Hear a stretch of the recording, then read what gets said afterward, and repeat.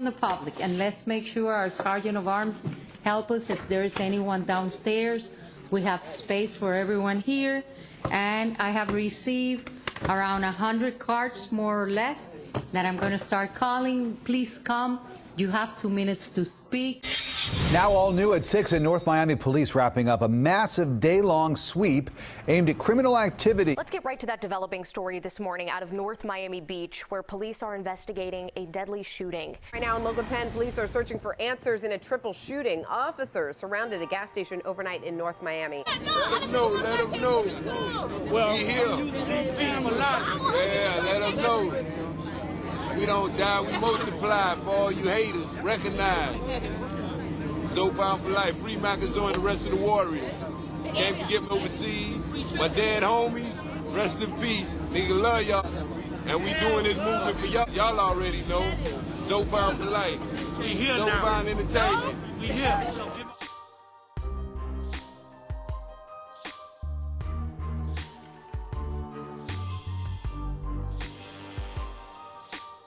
In 2001, when Haitian-American Joe Celestine was elected mayor, Haitians had a majority on the city council, the first among U.S. cities.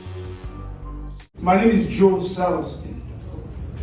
I am the mayor for the city of North Miami, where I served 2 terms. In 2002, there was a flare-up of violence between rival Haitian gangs in North Miami. But by the next year, things had quieted down. In 2006, crime was at the lowest point in 10 years. There were only 4 murders in the city. Robberies and thefts were also down. Even the first month of 2007 were relatively quiet, with no murders at all. But on April the 19th of 2007, the calm ended. It seemed to some residents that the problems of the poor and more violent immigrant enclave, Little Haiti, a few miles south, has settled in North Miami. 32-year-old Frankie LaFontant, aka Solo, was shot and killed at 8 that morning as he loaded his 2 kids into a car. Word on the streets of Little Haiti was that the murder was behind Solo's rightful position as leader and head honcho of a group of men who went by the Zopound.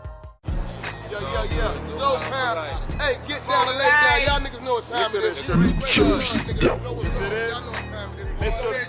gonna eat with us. Spell this word for me. Everybody gonna eat. Y'all understand what Zoe said? Everybody gonna eat. The great flood.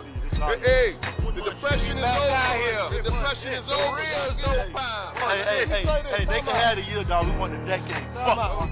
Law enforcement would inappropriately tag the group of Haitians as a violent street gang and chalk the murder up to gang violence. If you know anything about the pound, there was never any one leader. All of the men were highly respected in the streets and stood on business. However, no conviction was ever made. The streets would suspect that the hit came from Carroll City. Then, 3 days later, Jose Luis Leon Olivera was shot to death during a robbery while he was working as a manager at the Burger King on West Dixie Highway. Police reported that the 2 men who killed him with a handgun, a 23-year-old and a 22-year-old, were gang members. One of the men killed himself in jail, while the other was in jail awaiting trial on first-degree murder and robbery charges. 3 months later, 33-year-old Diego Rojas was shot at 9:30 p.m. The killer drove by, spraying Diego's Northwest 125th Street home with 17 high-caliber rounds, barely missing the Argentinian's native 2-year-old son. Diego, who worked as a supervisor for a remodeling company, never been in trouble with the law. Shooting would baffle his family. Police would make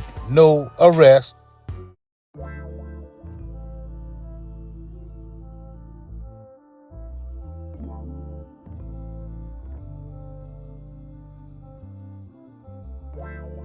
Over the next few months, crime spiked. Thefts swelled by 19%. Robberies were nearly up 30%. Cops identified 400 members of 7 gangs in the city, including the Zombie Boys and the Zopound, spinning a false narrative that the groups were using black magic and voodoo against their ops. During a community meeting on crime, resident Tavia Robb told the Miami Herald that burglars had attempted to break into her home 4 times. In September, prosecutors announced the arrest and indictment of 17 gang members, including 23-year-old Johnny Charles and 24-year-old France Jean Marie, who were alleged ringleaders in the Terrorist Boys, a deadly group that committed more than a dozen murders throughout Miami-Dade County. At least one was in North Miami. Police said Charles, who calls himself the Angel of Death, lived in North Miami and committed many crimes after cutting off his jail electronic ankle monitor. All of this had taken place as the North Miami Police Department was in turmoil. Chief Gwendolyn Boyd was fired after months of political skirmishes with Mayor Kevin Burns. Gwendolyn filed a discrimination complaint almost immediately after taking office. I think it's pretty safe to say that Miami-Dade County was at a state of unrest. Detective James Messador, a Haitian himself, while being interviewed, would state that he witnessed the birth of the Zopound and the Zombie Boys while he was a student at Miami Edison Senior High in the late 80s. Self-professed D-boy and armed robber Ali Adam, upon immigrating from Haiti, would be raised in Carroll City. As an adolescent, the young Ali would take on a life of crime, eventually moving up to armed robbery and extortion. Ali would ultimately end up having ties in the music industry, launching his own label, House of Fire. With proceeds from his drug operation and pulling off acts, Ali would also open several legitimate businesses.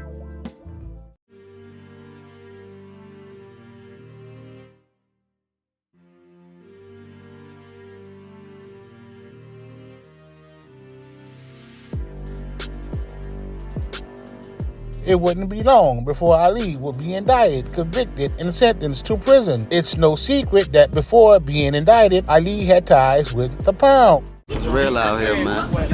Yeah, that's that shit we spit that shit the feds buy. You know what I'm saying? That kind of music, man. That G shit. We make the papers, man. That G shit.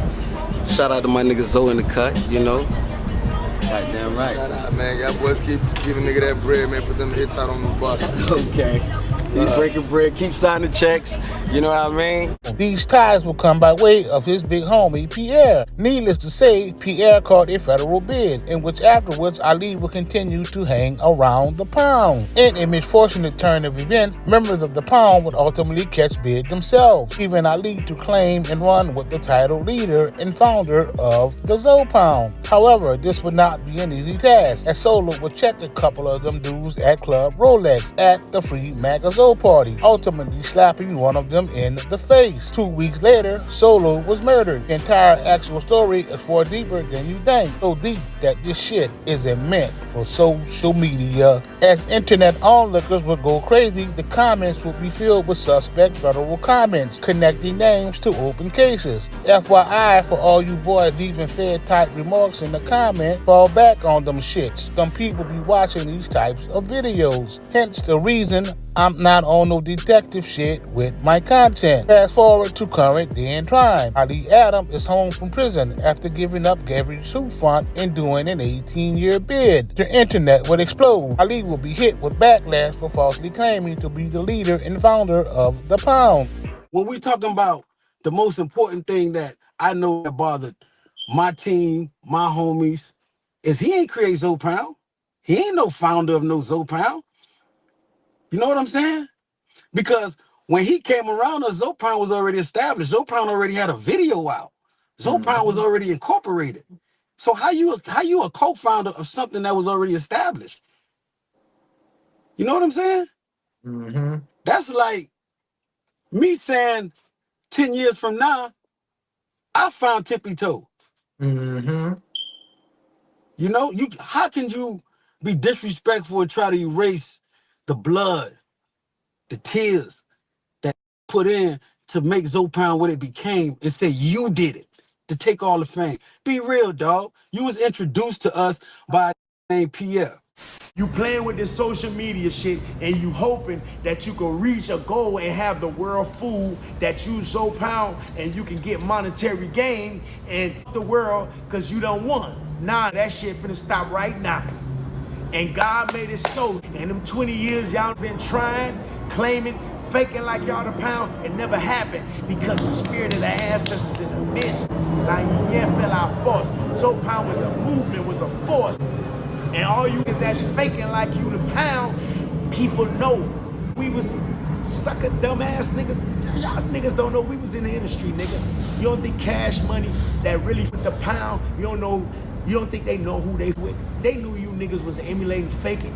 Suck ass nigga. You got another nigga to burn Wayne Phantom because he ain't wanna rap with one of you, your whack ass House of Fire artists, nigga. But you came in the name of Zoe Pound, fuck boy. And you ain't one of us.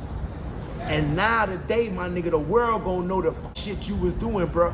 When niggas caught they bed. Nigga out here now, chump ass nigga.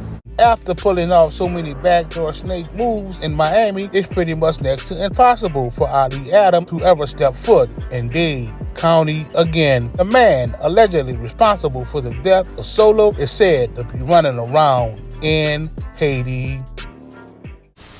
It's no secret that Ali Adams cooperated with the federal government on his case. During an interview on Vlad, Chip would seemingly give an explanation as to why he didn't go to Miami upon being released. And it's like, I can't go to Miami because 115 dudes testified on me. They like nowhere to put you. We're not putting you there. It doesn't take a rocket scientist to know that this explanation sounded very suspicious. Doubling down on Ali being a fraud would expose the real reason Ali wasn't able to go back to Miami. Come on, y'all. Y'all know what time it is. I already told y'all. Ali Adams is a rat. I told y'all that. So 115 people, he done told on 115 people, man. So y'all know that's PC stats. You can't come back to Miami, and he actually can't come back to Miami, and y'all talking about that's the Zoe Pound. We ain't gonna say founder no more. Y'all telling me that's the nigga that was repping ZP? For real? Cut it out. At the end of the day, it is still the worst fraud in hip-hop history. Y'all are watching the worst fraud in hip-hop history, live and direct. And at the end of the day, he still got one more charge, y'all. It's still one more charge. He got an identity theft charge, and he got another fraud charge for filing that paperwork. Now I'm gonna give y'all the exclusive that I got from when this man was Zoe Pound Entertainment. He stole the name. When he first stole the name, he was incorporated as Zoe Pound Entertainment, and I'm gonna show it to y'all. I'm gonna show y'all the actual trademark.